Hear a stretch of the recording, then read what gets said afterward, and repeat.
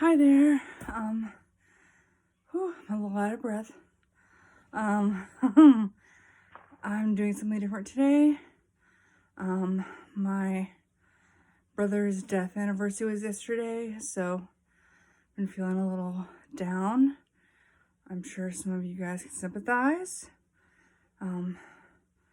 With people in the hospital sick and you can't see them, or your grandmother's in their homes, or just missing your friends and family. Kind of concerned about everything at this point. So I thought I'd give some mental health words. I'm not a doctor, not a psychiatrist, not a certified therapist of any kind. So this is just me saying my experience. So the first one is meds. Meds are really important. I know a lot of people that get the instinct or get it in their heads that they want to stop all their meds. I would talk to your doctor or your psychiatrist first, or your therapist, or all three, to see what they think about you stopping meds.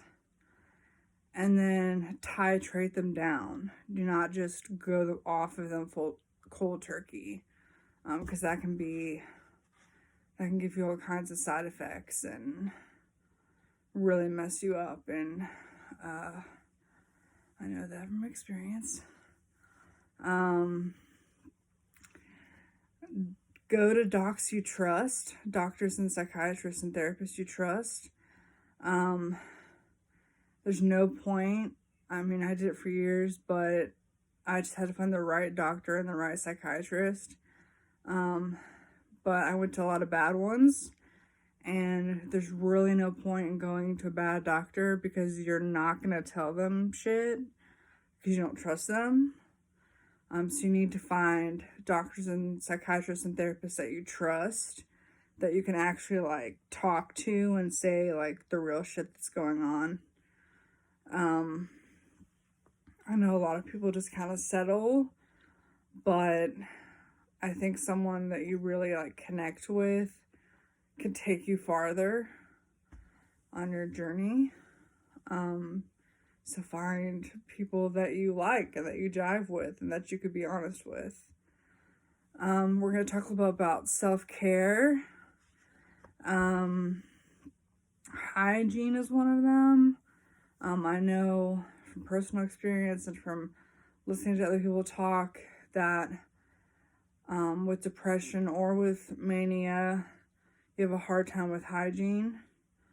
Like getting up, getting dressed, taking a shower, brushing your teeth, those kind of normal things that most people don't think about.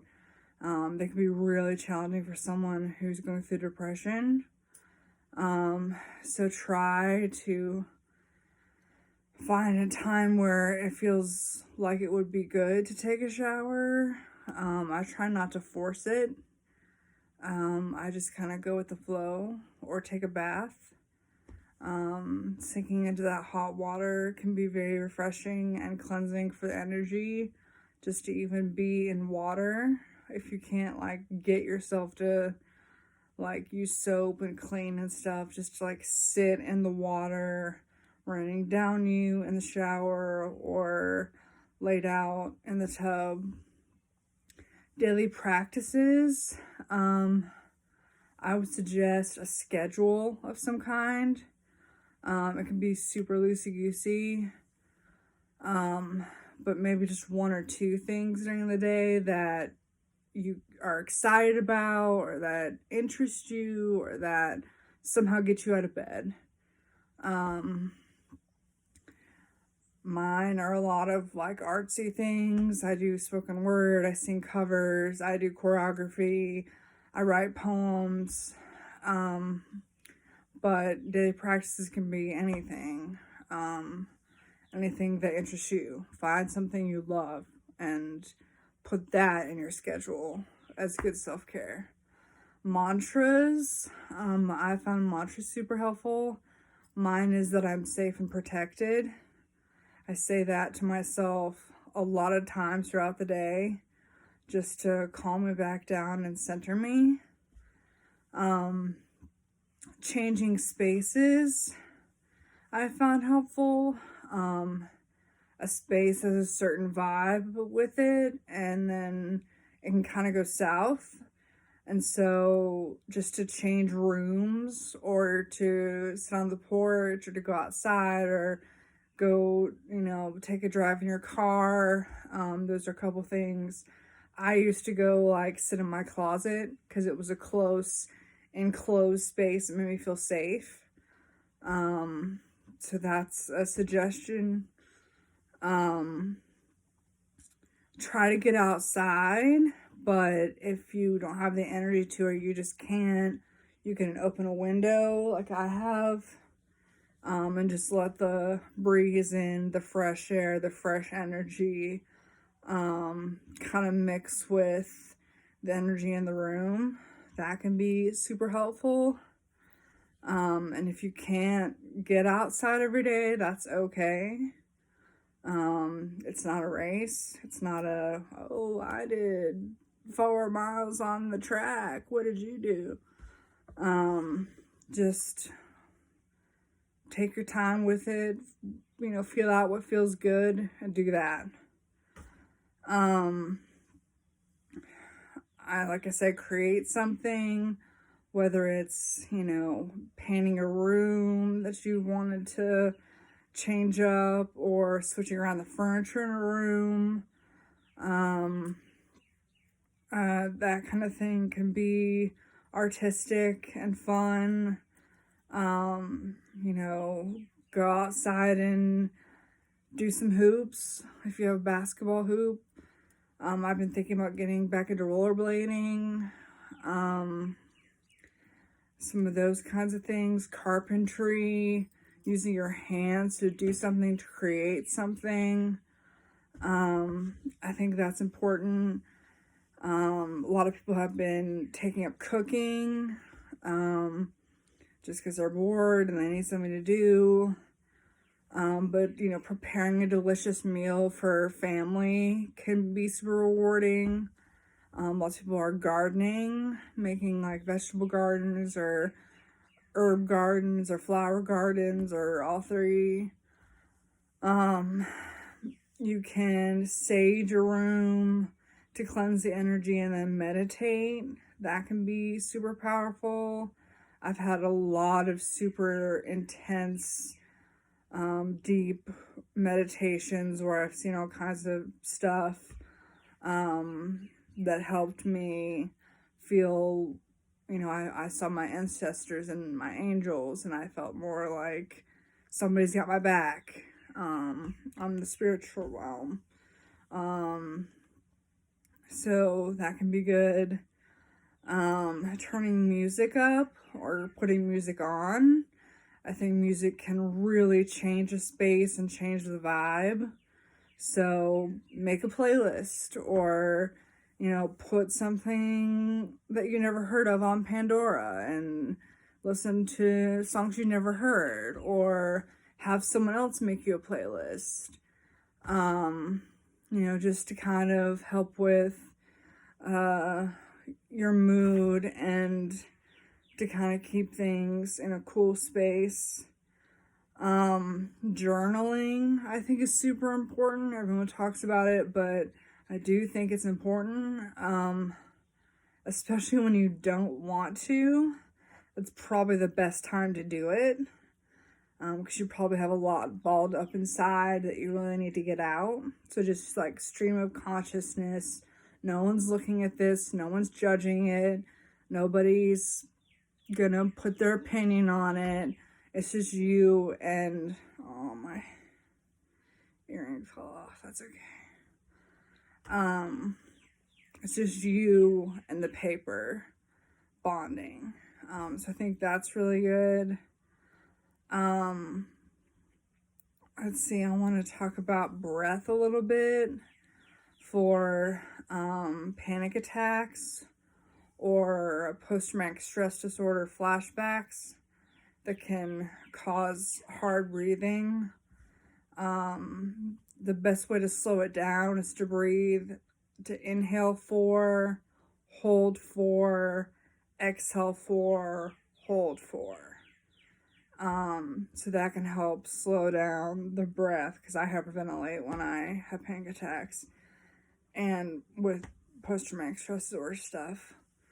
So that can be helpful. I have a couple of phone numbers you can call or places to go to help you out. Suicide prevention is 1-800-273-8255. So you can always call them if you're in crisis and help, someone can help you talk through that. NAMI is it's NAMI. It's online. It's for all mental illnesses. That can be a good support. Just the different things that it has, information and support and stuff like that. So that can be good. Chattanooga Pendulums, I think, is a group just for bipolar, but it's on Thursdays at 6:30, and they post their Zoom times on their Facebook page. So you just go to their page, Chattanooga Pendulums, and then click on the Zoom link, and you should be able to talk with people who are having similar problems. Facebook groups I found super helpful, just normal people talking about, I had a horrible day, or this happened to me that's never happened before. Does anyone else have this experience? You can type in mental illness and it'll give you a bunch of different places to go. You can type in bipolar support group if you're bipolar and find a bunch. I know there's borderline personality disorder support groups.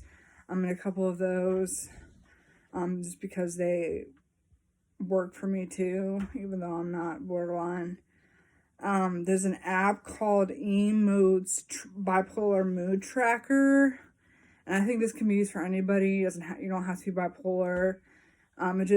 You kind of go in and say, you rate your day, and you can say a little bit about your day. And then people can comment hope you're doing better, or sending love, or have you tried this, or have you tried that? So that I found was really helpful, and it's good to track your moods, especially with bipolar. Notice your moods. For example, I'm more angry lately, I'm crying a lot, food intake.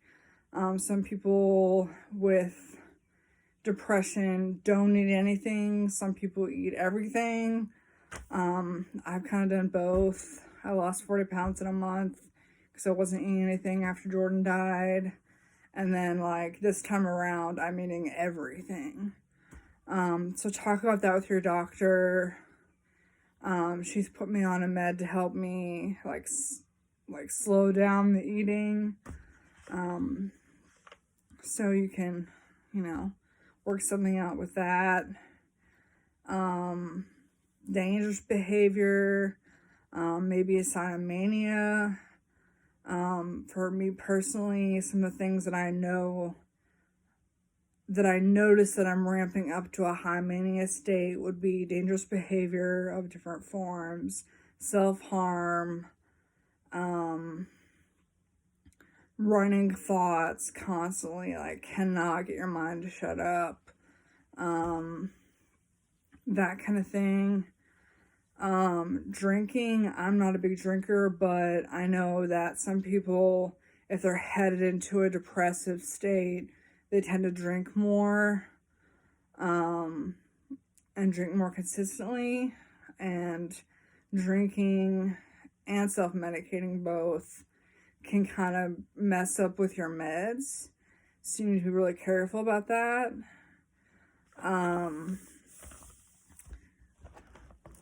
I would just be careful. Know your body. Know what you should and shouldn't be doing on the drugs that you're on. Yeah, so I think that's important. I think my last one is meditation. A certain kind that's super easy. If you're feeling like dissociating, which I do a lot, or just foggy, out of it, feeling kind of light and fuzzy and sort of airy and not really knowing what's going on, or really tired, you can just like take your shoes off and put your feet, like go outside and put your feet on the ground, and actually feel your feet in the earth. And then imagine that your feet have roots and that you're growing into the ground, and that you're strong and you're stable and you're grounded. That's helped me in the past. Let's see. I guess I want to mention the suicide prevention line again, 1-800-273-8255. I've had several suicide attempts, which at least 2 of them ended up in hospitalization, which I won't really talk about here because that's another whole long thing. But I would say just give yourself a lot of grace and a lot of self-love and affirmations every single day. Write them down, say them into the mirror, meditate and say them. Just, I am love, I am light, I am healing, I'm soothing, I'm getting better. Those kinds of things I think can really help kind of stay away from like the suicidal space. One last thing would be to remember that moods change. No matter how long your depression is going on, or how long the mania is lasting, or like a bad, section of time for whatever illness you have is happening, remember that it cannot last forever. Life is about change and cycles, and a bad mood or a depressive state or a mixed state or a mania state or whatever bad state you're in cannot sustain itself. So it's going to have to change at some point. You just have to grit your teeth and hang in there and take, a day at a time or a breath at a time. And just walk yourself through the day slowly and calmly as you can. So I think that's all. Hope you guys are having a good day. Love to all of you. Bye.